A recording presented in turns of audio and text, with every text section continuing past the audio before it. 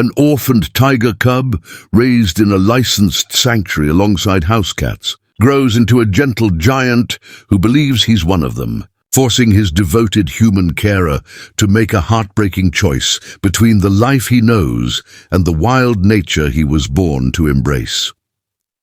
In a quiet home, nestled between bookshelves and sleeping house cats, lived a 400-pound secret. His name was Raja, a Bengal tiger whose stripes were the color of sunset and shadow, and whose heart was the size of a teacup. He would begin each morning not with a roar, but with a soft, rumbling chuff, a sound of pure contentment usually reserved for a mother and her cubs. The recipient of this greeting was not another tiger, but Mochi, a 12-pound calico cat who had known Raja since he was a shivering ball of fur. Raja would watch her, his immense golden eyes filled with a tenderness that defied his predatory nature. He would try to curl his massive body into the same compact shape, a gentle giant mimicking his tiny friend. He would follow her from the sunbeam on the floor to the velvet armchair, his movements a careful, studied ballet to avoid disturbing the delicate world around him. He saw Mochi not as a different species, but as family, his leader, his companion. He was, in every way that mattered to him, just a cat. But this tender, impossible scene was a beautiful illusion, and the illusion was about to shatter. To understand this impossible present, we have to go back to a desperate beginning, 7 years earlier. Anna, a licensed wildlife rehabilitator, received a call about an orphaned cub found near a logged forest, his mother likely a victim of poachers. He was tiny, weak, and his cries were thin and fragile. Anna's home was a sanctuary, a place of healing, but she had never taken in an apex predator of this scale. She worked tirelessly, the days and nights blurring into a cycle of feeding, warming, and whispering reassurances. In those early weeks, the cub was introduced to the calmest residents of her sanctuary, her house cats. They approached with caution, their whiskers twitching, but they did not hiss or flee. Instead, they seemed to recognize a universal signal.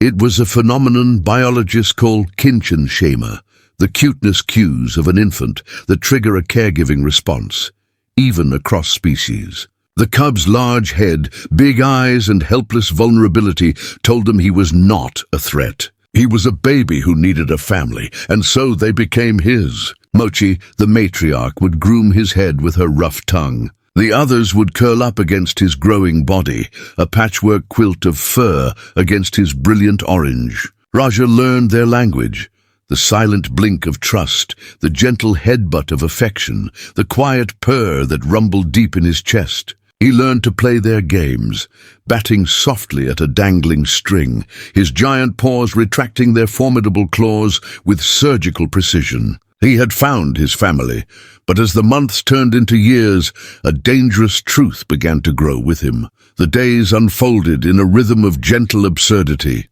Raja would try to squeeze his colossal frame into a cardboard box meant for Mochi, collapsing it with a soft crumph and looking up with an expression of mild surprise. He would watch birds from the window with the same focused intensity as the other cats, his tail twitching, a low chuff escaping his throat. For 7 years, Anna managed this delicate balance. She expanded his enclosure, reinforced the walls, and created a world where his size was an accepted quirk, not a threat. She was his mother, his provider, his entire world. Then came the incident. It started as it always did, with play.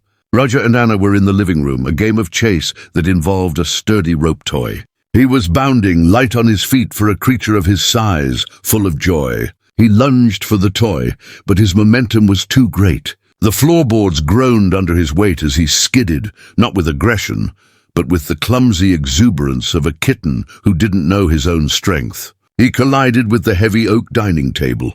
The sound was like a gunshot in the quiet house. The table, a piece of solid wood that had been in Anna's family for generations, lay on its side, one leg shattered. Raja froze, instantly contrite, his ears flattened against his head. He looked at Anna, his golden eyes wide with confusion and fear. He had only been playing. He had only been happy.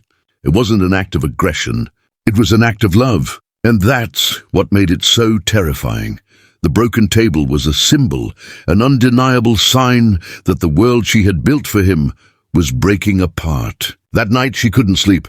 She watched Raja on the security monitor, curled up on his oversized bed, Mochi a tiny speck of white and orange beside his massive head. He was dreaming, his paws twitching, his breathing deep and even. He was innocent. But innocence was no longer a shield against the physics of his own body, his eyes after it happened. They were still so innocent. He doesn't understand. He can't understand that his love is becoming dangerous. It's not his fault. It's mine. I have to protect him, even if it's from himself. With a trembling hand, she picked up the phone. On the other end was Dr. Evan Cole, a renowned large cat specialist and conservationist whose work she had followed for years. Her voice was steady as she described the situation, but every word felt like a betrayal. She was describing Raja not as her child, but as a problem, a risk, a variable that had grown too large to control. She had made the call. Now she would have to live with the answer. Dr. Evan Cole arrived on a Tuesday, a day that felt heavy and grey. He was a calm, observant man, with kind eyes that had seen both the majesty and the tragedy of the world's great predators. He didn't enter with equipment or a sense of alarm. He simply sat with Anna, drinking tea, and asked her to tell him Raja's story from the beginning. Then, he observed, he watched as Raja interacted with Mochi, noting the gentle deference, the soft chuffs, the way the tiger made himself smaller to be near his tiny friend. He watched as Raja followed Anna around the house, a 400-pound shadow of devotion. He saw the deep, undeniable bond of a creature who had imprinted on a human and a family of cats. He saw love, but he also saw the raw, dormant power coiled in Raja's muscles. He saw the twitch of instinct when a deer passed by the window, a flicker of the wild that no amount of domesticity could ever truly extinguish. After hours of quiet observation, he sat with Anna again. He spoke gently, but his words were unyielding. "Anna, what you've done is a miracle," he said. "You saved his life and gave him a loving home. But his instincts are a language he's only just beginning to speak. A playful swat, an exuberant pounce. At his size, they can be lethal. He isn't just a large cat. He's an apex predator. He needs acres to roam, pools to swim in, and the kind of behavioral enrichment that can challenge his incredible mind." He explained that Raja's spirit was being constrained. The love was real, but the environment was becoming a cage, no matter how gilded. He needed to be around his own kind, to understand himself not as a flawed house cat, but as a magnificent tiger. The expert's diagnosis was clear. But the only known cure would break Anna's heart. The decision once made set a painful machine in motion. Dr. Cole had a place for Raja, a premier, multi-acre tiger sanctuary in a neighboring state, a facility designed to give rescued big cats the closest thing to a natural life possible. They gave her 1 week. That final week was the longest of Anna's life. It was a week of lasts. The last time she would wake up to his soft chuffing outside her bedroom door. The last time she would watch him bat playfully at Mochi's tail. Every familiar routine was now a fragile, heartbreaking memory in the making. She would sit with him for hours, her hand buried in the thick fur of his neck, memorizing the scent of him, the sound of his breathing, the sheer, warm weight of his presence. She took photos, not of him, but with him, trying to capture the feeling of his heavy head resting in her lap. She saw the confusion in his eyes.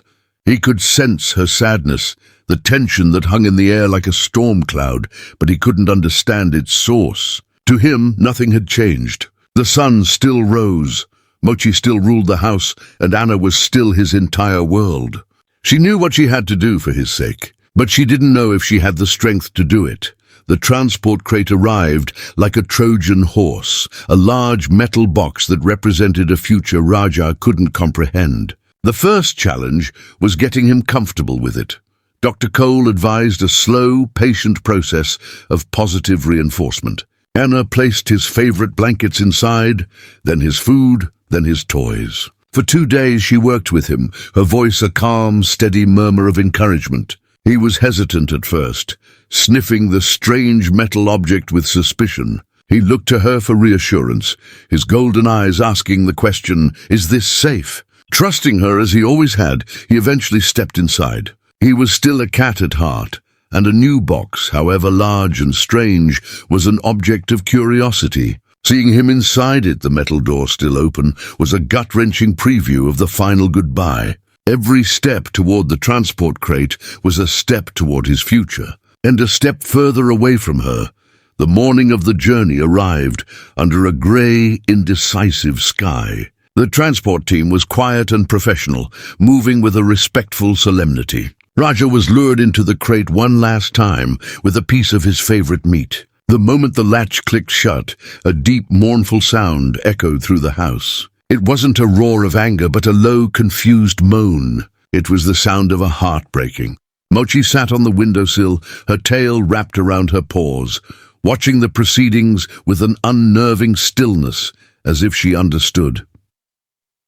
Anna knelt by the crate, her hand pressed against the metal mesh. "I love you," she whispered, her voice cracking. "You have to be brave now." "I have to be brave." His eyes found hers through the opening, a final questioning look. The team loaded the crate onto the truck. The engine started, a deafening roar that severed the last thread of their old life. As the truck pulled away, Anna made a split-second decision. She couldn't let him go alone. She ran to her car, her keys in her hand. She would follow him, but the physical struggle of moving him was nothing compared to the emotional weight of letting him go. The 200-mile drive was a blur of highway and heartache. Anna kept a steady distance behind the large truck, a solitary guardian watching over her precious cargo. For 7 years, her world had been defined by the walls of her home and the needs of the tiger within it. Now that world was moving at 60 miles per hour, heading toward an unknown horizon. She thought about his first night alone, his confusion, his fear. Would he understand this wasn't a punishment?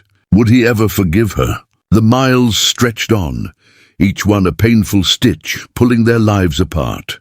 They arrived at the sanctuary as the sun was beginning to set, casting long shadows across a vast, rolling landscape. The air smelled different here, of pine, damp earth, and the faint wild scent of other tigers. It was a world away from the familiar smells of her home. The sanctuary was a breathtaking expanse of forest, meadows, and deep, clear pools, all secured by high, unobtrusive fencing. It was a kingdom fit for a king. The team moved the crate into the release enclosure, a secure area that opened into the main habitat. Dr. Cole stood with Anna. "He'll be disoriented at first," he said softly. "It could take days, even weeks for him to adjust. But he has everything he needs here."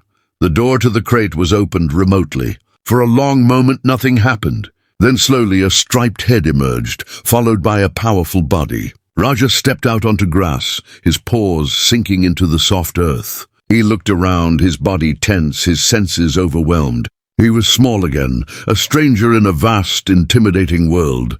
He took a few tentative steps, then another. He saw the pool of water and approached it with curiosity, dipping a paw in and shaking it, just like a house cat with a water bowl. He looked back toward Anna, a silent plea in his eyes. She could only watch, her heart aching with a mixture of grief and a fragile, burgeoning hope. This was the right thing. It was the hardest thing, but it was the right thing.